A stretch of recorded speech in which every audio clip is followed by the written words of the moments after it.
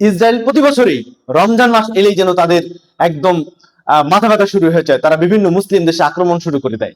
এই বছরও অন্যান্য বছরের ন্যায় ইরানে বোমা হামলা করে তাদের সেই সুরসুরি তারা দিয়েছে। আমরা বিশ্বাস করি ইরান এবার এই যুদ্ধে জিতে যাবে। আপনি হয়তো ভাবছেন ইরান হেরে যাবে, না, ইরান সম্পর্কে আপনাদের ধারণাই নাই। ইরান এতগুলো বছর বসে বসে নাকে তেল দিয়ে ঘুমায়নি। ইরান তার বাজেটের সর্বোচ্চ দিয়ে তারা সমর শক্তিতে এক বিশেষ দক্ষতা অর্জন করেছে। তাদের মিসাইল, তাদের কামান, তাদের নৌপথের সমরাস্ত্র সকল দিক থেকে তারা দক্ষতা অর্জন করেছে। তারা অবশ্যই এই যুদ্ধে ইসরায়েলকে চরম শিক্ষা দেবে। দর্শক, আমরা জানি যে প্রতি বছর নিরস্ত্র ফিলিস্তিনের শিশুদেরকে এই রমজান মাস এলেই তারা ইফতারের সময়, তাহারির সময় তারা বোম্বিং করে মেরে ফেলে। হ্যাঁ, তারা এবার মৌমাছির বাসাতে তারা হানা দিয়েছে। এবার বুঝবে কত ধানে কত চাল।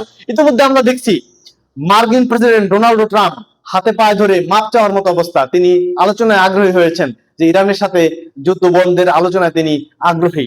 না, এবার কোনো ছাড় নয়, এবার ইরান তাদেরকে সমুচিত জবাব দেবে। এবং খামেনি মারা গেছে কি যায়নি সেই হিসাব পরে। খামেনি মারা গিয়েছে হয়তোবা, বংশে যারা ছিল তারাও হয়তো মারা গেছে।